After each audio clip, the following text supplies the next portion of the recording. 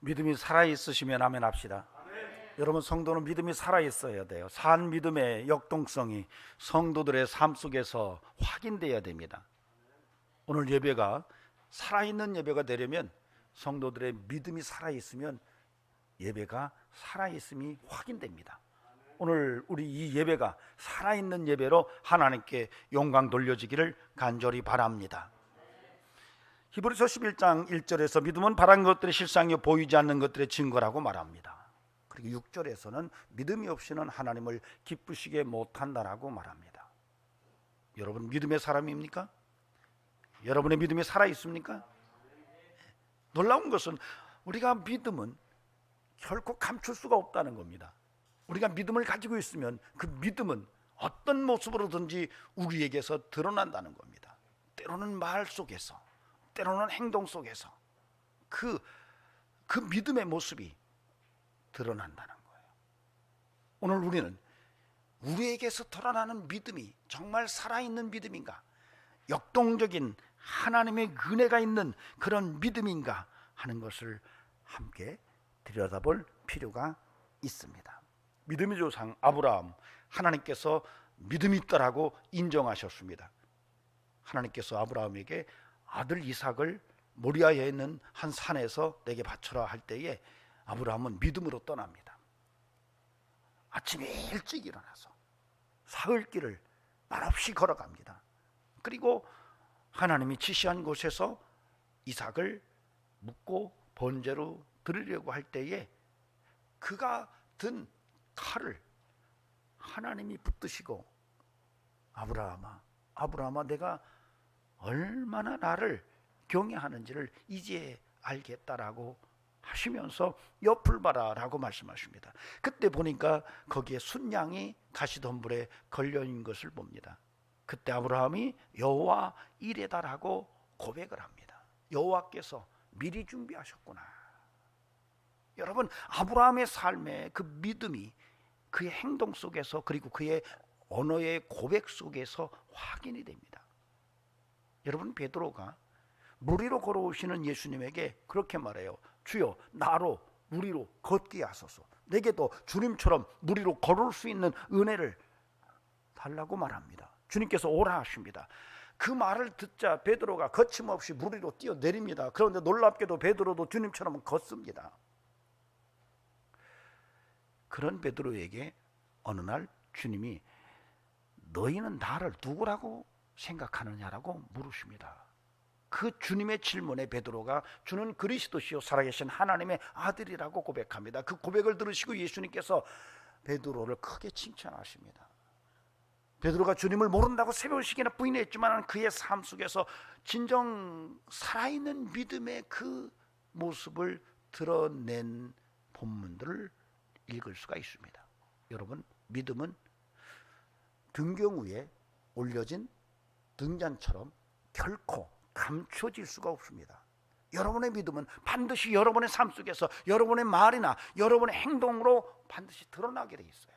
오늘 우리는 그런 내 믿음의 실체를 오늘 말씀 속에서 다시 한번 찾아보고 내 믿음의 수준이, 내 믿음의 상태가 어떠한지를 확인하며 내 믿음의 이 모습을 다시 한번 살아있는 믿음의 역동성의 삶으로 이끌어내는 그런 은혜의 시간으로 오늘 예배가 우리 속에서 함께 할 수 있기를 간절히 바랍니다. 옆 사람 붙들고 함께 우리 믿음으로 삽시다 이렇게 얘기해 보시기 바랍니다. 믿음으로 살아야 돼요. 믿음으로. 성도는 믿음으로 사는 사람들이에요. 예수 믿는다는 거예요. 그래서 성도는 참 여러 가지 믿음의 언어를 쓰지만 그 중에 굉장히 자주 쓰는 용어 중에 하나가 믿음이라는 말이에요. 믿습니다라는 말을 많이 합니다. 여러분과 저의 삶 속에 믿습니다라는 소리가 입에 붙어 있을 수 있기를 바랍니다. 그냥 그것이 빈말이 아니라 정말 살아있는 믿음의 고백으로 주여 믿습니다 하면서 하나님 앞에 믿음의 정체성을 드러내면서 그렇게 행함으로 믿음을 이어나가는 그런 은총이 우리의 영성 속에서 확인될 수 있기를 주의 이름으로 축원합니다. 사실 오늘 본문은 그런 믿음의 이야기예요. 삶의 위기 속에서 믿음이 어떻게 우리에게서 확인되는지를 오늘 본문이 잘 설명하고 있습니다. 자, 그래서 오늘 본문을 이해하려면 조금 배경부터 들여다볼 필요가 있어요. 출애굽에서 이 하나님의 약속의 땅으로 이스라엘 백성이 나아갑니다. 10번의 재앙을 애굽에서 보면서 홍해가 갈라지는 기적을 보면서 이스라엘 백성들이 하나님께서 이끄시는 약속의 땅으로 가다가 이제 약속의 땅을 바라보면서 설레이는 마음으로 정탐꾼을 12명을 각 지파별로 한 사람씩 선택해서 보냅니다. 그들이 40일 동안 정탐을 하고 돌아옵니다. 그리고 나서 그들이 40일 동안 약속의 땅, 하나님이 그들에게 주시마 하고 조상들에게 약속했던 땅에 대한 정찰 보고서를 내놓습니다. 그런데 참으로 놀라운 것은 그 12명의 의견이 달라요. 즉 다시 말하면 10명은 그 땅은 굉장히 기름지고 굉장히 좋은 땅임에도 불구하고 난공불락의 요새이며 거기에서 우리가 봤던 거인족들을 확인했다고 말하면서 그들이 우리를 봤더라면 우리는 메뚜기같이 생각했을 것이라고 이야기를 합니다. 10사람이 그렇게 얘기를 해요. 그리고 2사람은 아니다. 그럼에도 불구하고 하나님이 우리와 함께 하시고 우리를 기뻐하신다면 그 하나님께서 우리를 능히 그 땅으로 인도해 내실 것이니 그들을 두려워하지 말고 그들을 겁내지 말고 우리가 믿음으로 나아가자, 이렇게 얘기를 하면서 오히려 그들은 우리의 먹잇감이다 라고 그렇게 소리를 칩니다. 그런데 그 얘기를 들은 이스라엘 백성들의 반응은 충격적이었습니다. 사실 그런 12명의 정탐꾼들의 이야기를, 그 정탐 보고서를 듣고 나서 드러낸 반응이 오늘 이 민수기 14장 1절에서 10절 말씀이에요. 10명은 충격적으로 그 땅은 기름지고 정말로 괜찮은 땅이 맞지만 그럼에도 불구하고 거기에 우리가 들어간다는 것은 정말 이것은 불가능할 것 같다라고 하는 이 10사람의 보고가 더 크게 들렸어요. 그럴 수밖에 없죠. 2사람이 아니라 그래도 10명이 그렇다라고 한다면 민주주의 법칙에서도 10명의 이야기가 목소리가 더 크기 때문에 그들의 말에 귀를 기울일 수밖에 없었던 거예요. 여러분, 이스라엘 백성들도 그랬습니다. 그 보고서를 붙들고 그들이 밤새도록 통곡을 합니다. 그 통곡 소리는 마치 도수장에 끌려가는 소가 울부짖는 것 같은 그런 애절함이 붙어있는 그런 통곡 소리였어요.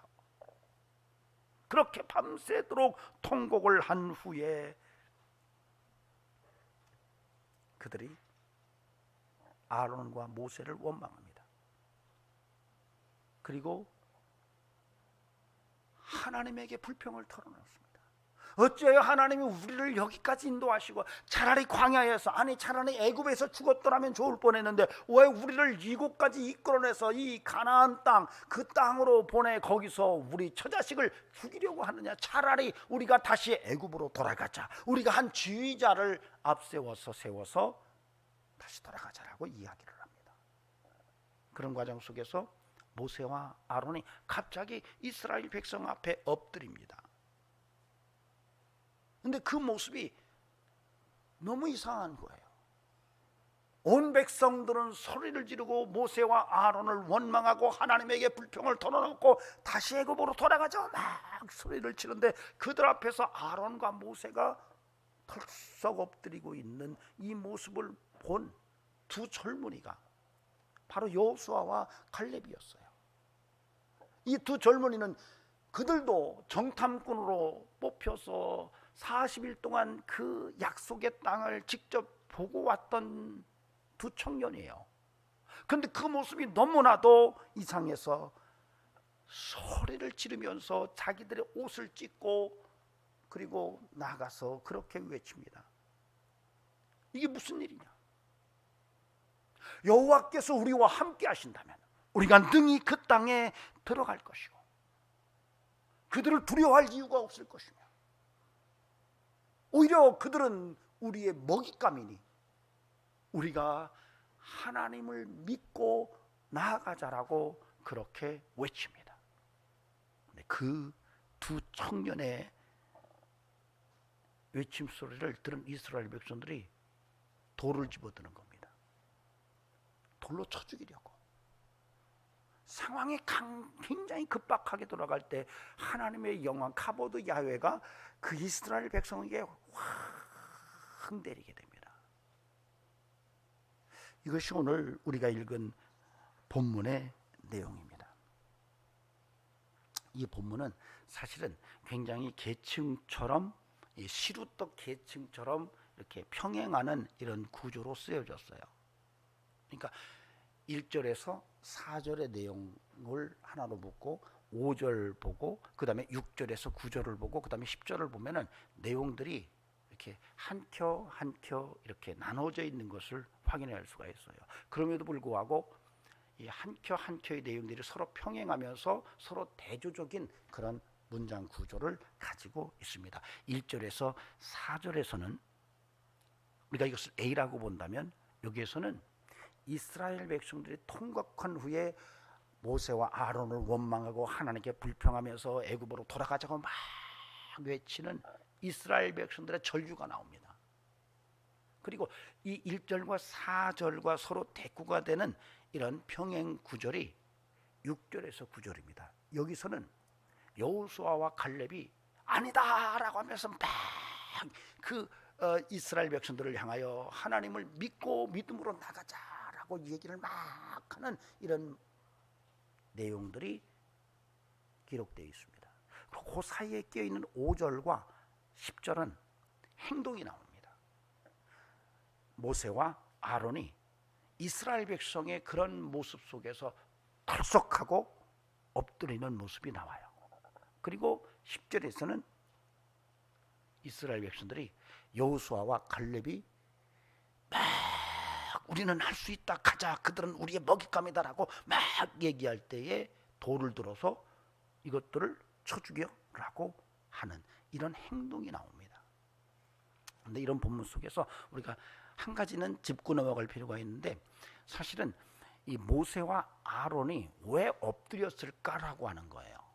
우리는 문장 내용 속에서 우리가 보면 이 문장의 내용과 기록된 모습으로 봤을 때는 이 모세와 아론이 이스라엘 백성 앞에 엎드린 것처럼 인식되도록 기록되어 있어요. 그러나 구조로 봤을 때는 이 모세와 아론은 이스라엘 백성들에게 엎드린 것이 아니라 하나님께 엎드렸던 거예요. 이스라엘 백성들이 하나님을 원망하고 모세를 원망하고 막 통곡을 하고 밤새도록 통곡을 하고 애굽으로 돌아가자라고 할 때에 하나님이 그 이스라엘 백성들의 그 말을 듣고 임하신 거예요. 근데 사람들은 몰랐어요. 모세와 아론, 이 출애굽의 두 지도자는 그걸 느꼈던 거예요. 그것을 어떻게 우리가 읽을 수가 있냐면 11절에 보면은 곧바로 여호와께서 모세에게 이르시되라는 말이 나와요. 그러니까 모세와 아론은 이스라엘 백성들 앞에 엎드린 게 아니에요. 그들이 겁나서 엎드린 게 아니라 그런 상황 속에서 하나님의 임재를 느낀 거예요. 그래서 그 자리에서 벌썩 엎드릴 때에 하나님이 그 사건이 지날 때쯤 나타나셔서 말씀하시는 거예요. 자, 이런 내용으로 보면서 오늘 이 본문 속에서 우리가 들을 수 있는 메시지는 믿음이 위기적 상황 속에서 어떤 모습으로 나타나는가 하는 거예요. 그 중에 첫째는 언어로 나타난다는 거예요. 말로. 그러니까 1절과 4절을 A라고 본다면 5절은 B입니다. 그 다음에 6절에서 9절은 A-라고 본다면 10절은 B-예요. 그럼 A와 A-를 보면은 이 내용들은 이스라엘 공동체와 여호수아와 갈렙의 이야기예요. 말이에요. 언어예요. 그러니까 이스라엘 백성이 출애굽을 해서 가나안 땅으로 막 들어가려고 정탐꾼을 보냈는데 그들이 정탐을 한 후에 보고서를 받고 나서 그 보고서를 들고 드러낸 그들의 믿음의 언어들이 바로 A와 A-에서 나타나고 있어요. 이런 구조를 오늘 우리가 본다면 우리는 우리가 인생을 살아가면서 굉장한 믿음의 견고함을 우리가 어떻게 지켜낼 수 있는가에 대해서 분명하게 메시지를 들을 수가 있다는 겁니다. 뭘까요? 말이에요. 언어. 다시 말하면 삶의 위기적 상황이 왔을 때에 내가 어떤 말을 하는가라고 하는 것이 내 믿음의 정체성이라는 거예요. 여러분, 그래서 오늘 이스라엘 백성들은 삶의 위기가 왔을 때 이 정탐 보고서를 가지고 왔는데 10사람이 그 땅은 정말 들어갈 수가 없습니다. 그건 불가능해요. 할 수 없어요. 거기서는 거인들을 봤거든요. 아, 이건 정말 힘들어요. 이렇게 이야기하는 소리를 듣고 이스라엘 백성들이 어떤 말들을 주로 뱉었는가 하는 거예요. 여러분, 그런데요, 여호수아와 칼렙은 그 땅을 직접 보고 왔어요. 여러분, 그들이 40일 동안 그 땅을 들어가서 정탐을 했을 때에 10사람보다 덜 봤을까요? 아닐 거예요. 다 봤을 거예요. 여호수아 갈렙도 그 거인을 봤을 거예요. 그 땅이 어떠한지를 더 상세히 봤을 거예요. 왜요? 여호수아는 모세의 수종자였거든요. 갈렙도 믿음이 많았던, 믿음이 탁월했던, 특출했던 사람이에요. 그렇기 때문에 하나님의 언약을 붙들고 더 깊게 그 땅을 더 샅샅이 봤을 거예요. 그렇게 보면서 거인들을 봤고 그 땅에 기름진 땅도 봤고 그 성들도 다 봤고 거기에 사는 사람들이 어떤지를 다 봤어요. 여러분, 같이 봤는데 여러분, 왜 이 여호수아와 갈렙은 다른 반응을 보일까요?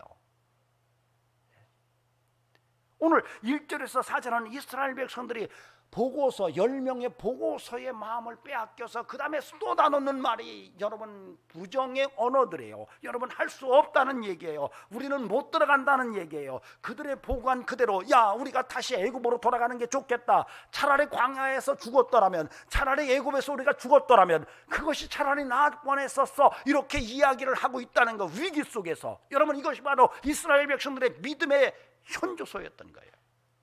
그러나 여호수아 칼렙은 달랐어요. 그들은 보고 왔어요. 직접 보고 왔어요. 그럼에도 불구하고 아니다, 하나님이 함께 하신다면, 하나님이 우리를 돕는다면, 하나님이 우리를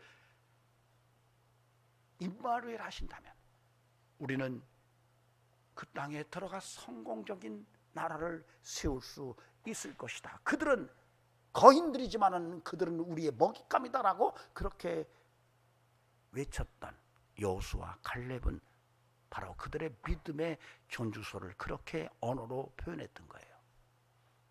그러므로 저와 여러분이 어떤 상황 속에서도 여러분의 언어를 지켜내는 믿음이 있기를 주의 이름으로 간곡히 부탁을 드립니다. 여러분, 우리가 어려워지면은 별 얘기 다 할 수 있어요. 이런 얘기 저런 얘기, 정말 상상도 못하는 그런 얘기들을 다 쏟아놓을 수가 있어요. 그런데 여러분, 주의하시기 바랍니다. 그것이 여러분의 믿음의 정체성이라는 사실. 말을 하는 순간에 여러분의 말이 여러분의 인생을 이끌고 갈 수가 있어요. 그러므로 여러분, 어렵고 힘들수록 여러분의 마음을 지키고 여러분의 입술을 지키는 영적인 지혜가 있어야 합니다. 두렵고 떨릴 수 있어요. 망하는 사업체를 바라보면서 이거 정말 큰일 났구나라고 생각할 수가 있어요. 의사의 충격적인 진단 결과 보고서를 듣고 야, 이거 죽는 거 아니야 라고 생각이 들 수 있어요. 그럼에도 여러분의 입에서 나오는 말은 여러분 믿음의 언어가 돼야 되지, 절망과 좌절과 불가능, 정말 할 수 없다, 이런 얘기들이 되어서는 안 된다는 것을 오늘 이 본문이 우리에게 메시지로 전하고 있다는 사실이에요. 그러므로 저와 여러분이 끊임없이 삶의 현장 속에서 믿음의 언어를 쓸 수 있는 이런 은총이 함께하기를 주의 이름으로 간절히 축원합니다. 마음에 있는 게 입으로 나와요. 주님께서 말씀하셨어요. 너희 마음에 있는 것이 입으로 나온다. 여러분, 감출 수가 없어요. 내 마음의 믿음이 결코 감춰지지 않아요. 입으로 반드시 표현이 돼요. 여러분, 그래서 여러분 날마다 여러분의 입술을 지키고 여러분의 마음을 새롭게 함으로 여러분의 믿음의 견고함, 정말로 심지 깊은 믿음의 모습의 언어를 쓸 수 있는 이런 영성이 저와 여러분들에게 필요하다는 사실입니다. 이스라엘 백성들은 믿음이 무너졌어요. 하나님을 향한 믿음이 무너졌어요.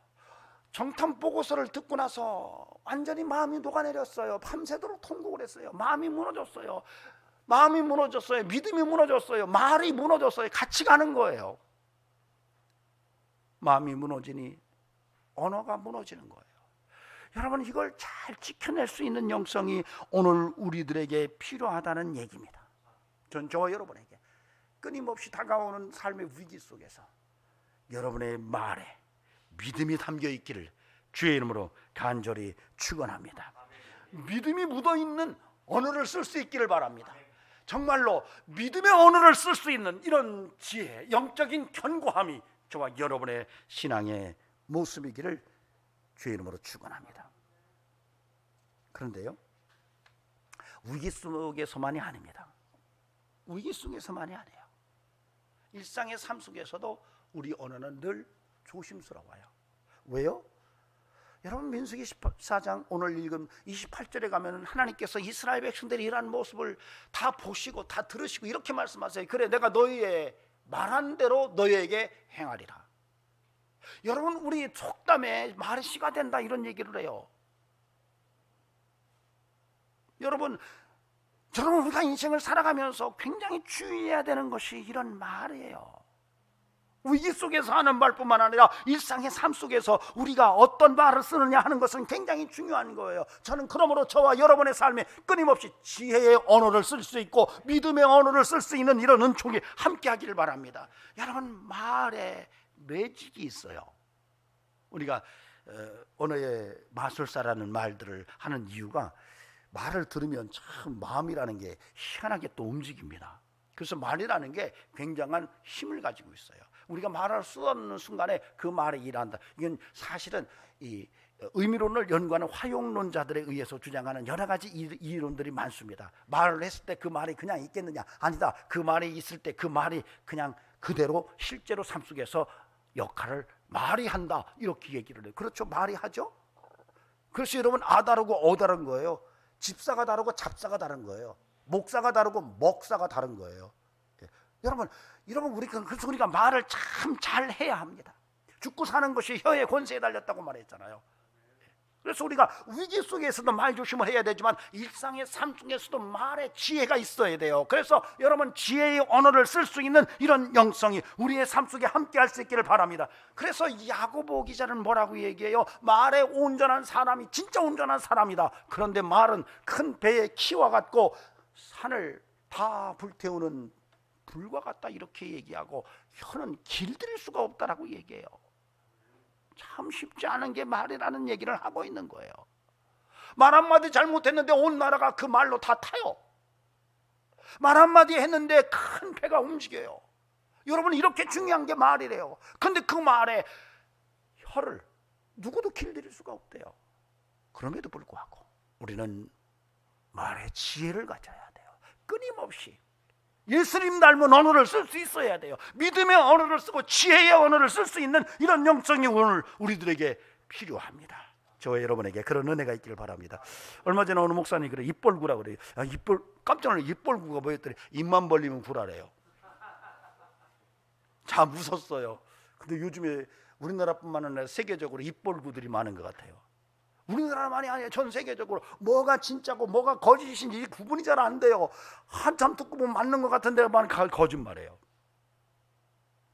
여러분, 성도는 이런 정말 지혜 없는 언어를 사용하는 것은 정말 조심해야 합니다. 그러므로 저와 여러분의 삶 속에 정말 지혜의 언어, 믿음의 언어를 많이 쓸 수 있는 이런 은총이 함께하기를 주의 이름으로 축원합니다.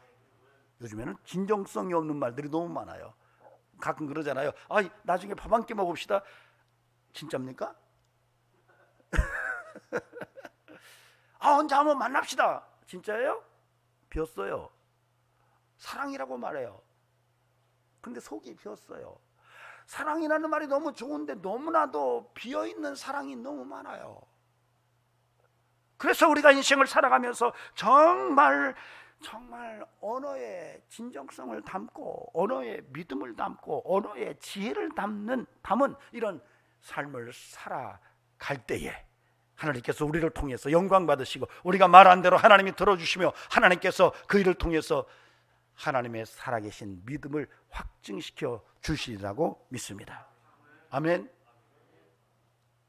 그런데 지혜의 말이 어떤 말일까요?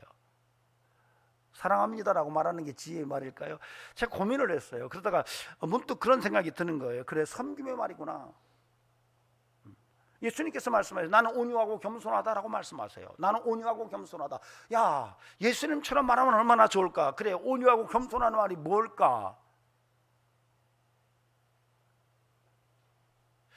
뭐 도와드릴 일 있나요? 뭐 도와드릴 일 있나요? 이 말이 참 좋은 것 같다. 한번 해볼까요? 뭘 도와드릴까요? May I help you? 여러분, 사랑합니다는 비어 있을 수가 있어요. 내가 뭘 도와드릴까요? 라는 말은 비어 있을 수가 없어요. 그건 겸손한 말이에요. 내가 당신을 섬기겠다는 말이에요. 그건 온유한 말이에요. 정말 따뜻한 말이에요. 여러분, 여러분의 남편에게 여보 내가 당신을 도와줄까? 여러분 아내에게 여보 내가 뭘 도와줄 일 없어? 여러분 자녀에게 내가 뭐 도와줄 일 있니? 아니, 그래서 시험 보는데 대의 와주고 이러면 안 되지만, 여러분 자녀들이 부모에게 도와줄 일이 있는지 물어볼 수 있다면, 성도가 성도를 향하여 집사님 제가 뭐 도와드릴까요? 장로님 제가 뭐 도와드릴까요? 목사님 제가 뭐 도와드릴 일 없어요? 이 말을 한다는 것이 얼마나 지혜의 언어인지 저는 어느 날 문득 깨달았어요. 여러분, 성도는 위기 속에서 언어를 지켜내야 돼요. 위기뿐만 아니라 일상의 삶 속에서도 정말 지혜와 정말 섬김의 언어가 쓰여져야 돼요. 그러는 종이 살아있기를 주의 이름으로 축원합니다. 다음으로는 행동에 대한 얘기예요. 5절과 10절에서 나옵니다. 5절에서 아론과 모세가 엎드립니다. 이스라엘 백성들의 막 원망과 불평과 애굽으로 돌아가자라고 외치는 그 소리를 듣는데 모세와 아론이 엎드려요. 근데 사실은 하나님을 느끼면서 엎드린 거거든요. 여호수아와 칼렙이 막 아니다, 우리는 할 수 있다, 그들은 우리의 먹잇감이다, 우리가 하나님이 도와주신다면 우리가 들어갈 수 있다, 절대 두려워하지 말라, 그 사람들을 결코 두려워해서는 안 된다, 믿음으로 가자라고 외칠 때에 이스라엘 백성들이 돌을 들어요. 이제는 말이 아니라 행동입니다. 그들의 내면 속에서 드러나는 믿음이 말로 표현될 뿐만 아니라 역시 행동으로도 드러난다는 거예요. 우리의 삶 마찬가지예요. 여러분이 갖고 있는 믿음이 결코 말로만 나오는 게 아니라 행동으로도 이어진다는 것을 오늘 본문이 우리에게 이야기하고 있습니다. 여기서 우리는 분명하게 하나님의 음성을 들어야 돼요. 그것은 삶의 위기 속에서 하나님께 엎드릴 것이냐 아니면 돌을 들 것이냐. 그런데 여호수아와 갈렙이 말한 소리를 듣고 돌을 들었어요. 즉 믿음으로 살아보자라고 말하는데 돌을 들어요. 여러분 인생을 살다 보면 때로는 누군가가 믿음으로 살아보자고 얘기하는데 괜히 짜증이 나고 돌을 들고 싶을 때가 있어요. 여러분 굉장히 이게 위험한 상태예요. 여러분의 믿음을 가늠해 볼 수 있는 아주 귀한 바로메타입니다. 여러분 성도는 항상 인생을 살아가면서 삶의 위기가 왔을 때 어떻게 행동할 것이냐라고 하는 이런 귀중한 선택의 기로에서 하나님 앞에 무릎을 꿇을 것이냐, 하나님 앞에 엎드릴 것이냐, 아니면 내 감정대로 돌을 들어 던질 것이냐라고 하는 이 중요한 선택에 서게 된다는 거예요. 저는 우리 성도들은 삶의 위기가 왔을 때 하나님께 엎드리는 이런 영성과 믿음이 함께하기를 주의 이름으로 축원합니다. 화난다고 돌들면 안 돼요. 지금 내가 열받았다고, 내가 지금 상황이 어떤데 너희들 한번 맞아봐, 나 지금 열받았거든, 근데 거기에다 대고 기름을 부어 자식들 말이야 하면서 돌을 들어 던지려고 한다면 하나님이 어떻게 보실까요? 뭐 어떤 분들은 그러더라고요. 돌을 들어 던지려고 봤더니 주변에 똥밖에 없더래요. 그래서 똥을 던졌다 그러더라고요. 여러분 그러면 안 돼요. 왜냐하면 이 본문이 뭐냐면 우리가 인생을 살다 보면은 감정의 문제를 어떻게 다스리느냐라고 하는 문제를 얘기하는 거예요. 감정의 문제를. 지금 굉장히 극도의 흥분된 상태, 밤새도록 통곡하고, 그리고 나서 자기들을 인도해냈던 모세와 아론을 원망하고 하나님께 불평을 내수없고 다시 애굽으로 돌아가자라고 극단적 위기에 처해 있는 이들의 감정 상태가 굉장히 심각한 상태였는데, 이때 그들이 다음으로 할 수 있는 것은 돌을 드는 거예요. 여러분, 이런 모습이 감정을 이기지 못한 행동이라는 거죠. 여러분, 우리는 믿음으로 우리의 감정을 제압하고 믿음으로 감정을 이겨내는 이런 영성이 있어야 할 줄로 믿습니다. 여러분, 저와 여러분의 삶에 우리가 가진 믿음이 우리의 감정을 이길 수 있도록 여러분이 더욱더 견고해지는 영성으로 설 수 있기를 간곡히 부탁을 드립니다. 감정에 민감하지 마세요. 영적 민감성을 잃어버리지 않기를 바랍니다. 대체적으로 그래요. 영적 민감성이 사라지면 사람은 그 민감성이 감정의 민감성으로 바뀝니다. 어디로 안 가요. 영적 민감성이 있다가 사라지면 그것은 희한하게도 그냥 없어지는 게 아니라 그것이 이동합니다. 어디로 가냐면 감정의 민감성으로 옮겨가요. 그러니까 감정의 민감성과 영적 민감성을 우리가 어떻게 컨트롤하고 인생을 살아갈 것이냐라고 하는 것은 굉장히 중요한 거예요. 우리가 믿음의 삶을 살아갈 때 내 감정대로, 내 기분대로 사는 게 아니라는 거죠.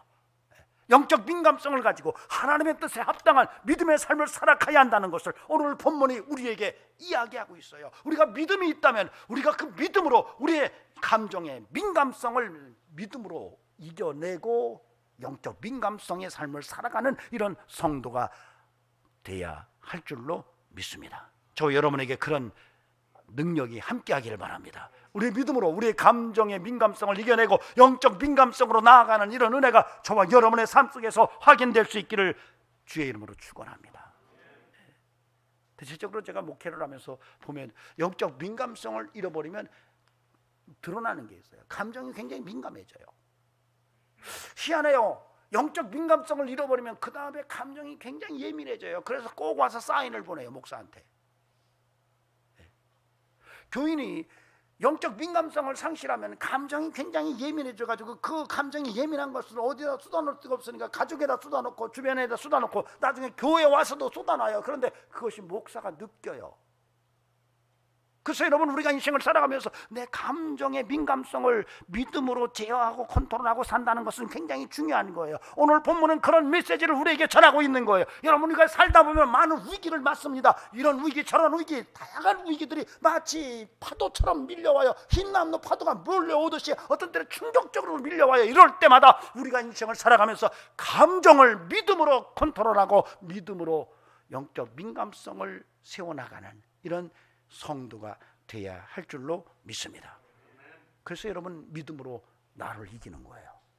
여러분, 굉장히 중요한 게 믿음으로 나를 이기는 겁니다. 내 감정을 믿음으로 이겨야 됩니다. 그런 은혜가 여러분에게 있다면 여러분 큰 믿음의 인생이 되리라고 확신합니다.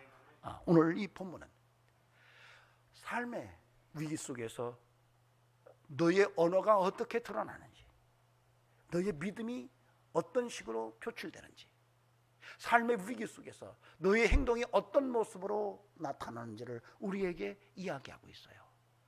여러분, 이렇게 평행구조로 반복해서 이야기하는 것은 굉장히 중요하다는 의미를 구조적으로 말하고 있는 겁니다. 저는 저와 여러분이 이 땅에 사는 동안에 주님 앞에 서는 그날까지 우리가 삶의 여정 속에서 순례자의 길을 살아가면서 믿음을 잃지 않기를 바라고, 하나님이 나와 함께 하신다는 이 은혜 속에서 믿음의 견고함이 있어서 정말로 어떤 상황 속에서도 언어의 뒤틀림이 없기를 소망하고, 또 하나 더 나아가서는 여러분의 행동에 감정의 민감성이 지나쳐서 영적 민감성을 상실한 상태로 인생을 망가뜨리는 이런 인생이 되지 않기를 주의 이름으로 간절히 부탁을 드립니다. 왜냐하면 오늘 말씀해 보니까 하나님의 영광이 그 자리에 임했다고 말해요.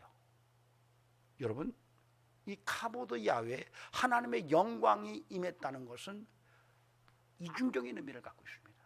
하나는 심판의 의미를 가지고 있고 또 하나는 축복의 의미를 가지고 있어요.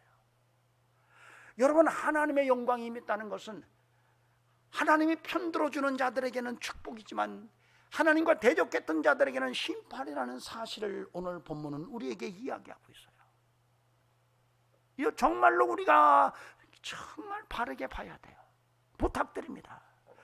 여러분, 하나님의 영광이 여러분에게 임했을 때에 여러분에게 힘을 주고 여러분을 격려해 주시고 여러분을 더욱더 역동적인 믿음으로 이끌어내는 은혜가 돼야지, 하나님의 카보드 야훼가 임했을 때에 그것이 여러분에게 심판이고, 오늘 본문 속에서 이스라엘 백성들이 하나님의 임재 이후에 40년 동안 광야에서 방황하고 그들이 입으로 말했던 대로 그들이 광야에서 죽었더라면 좋았을 것이라고 말했던 그대로 그들은 광야에서 다 죽어나가는 이런 결말을 오늘 이 사건 이후에 이루어진다는 거예요. 여러분, 오늘 하나님의 메시지를 잘 들으시기 바랍니다. 카보드 야훼가 여러분에게 임할 때에 여러분이 그 은혜로 말미암아 삶의 생기가 되어지고 믿음이 더 견고해지고 하나님께 더 영광을 돌리는 인생이 되어야 되지. 하나님의 심판과 징계가 와서 40년을 방황하고 그들이 입으로 쏟아놓은 말 그대로 다 그것이 현실 속에서 내가 거두어 드리는 인생이 된다면 이것은 인생의 축복이 아닌 것입니다. 부탁드립니다. 임마누엘의 하나님 안에서 여러분의 믿음의 견고함이 여러분의 언어 생활과 여러분의 행동 속에서 정말로 좌로나 우로나 치우치지 않고 하나님의 영광을 드러내는 축복의 삶이 되기를 주의 이름으로 간절히 축원합니다. 기도하시겠습니다. 존귀하신 하나님, 오늘 우리의 인생 속에서 하나님의 은혜가 살아있기를 원합니다. 영적 민감성을 상실하지 말게 하시고 우리의 언어나 아버지는 우리의 행동 속에서 믿음의 견고함이 드러날 수 있도록 인도해 주시옵소서. 이제는 우리 구주 예수 그리스도의 은혜와 하나님 아버지의 살아계심과 성령님의 역사하심, 오늘도 믿음으로 하나님 앞에 견고하기를 원하는 귀한 심령들에게 영원토록 함께 하시기를 간절히 축원하옵나이다.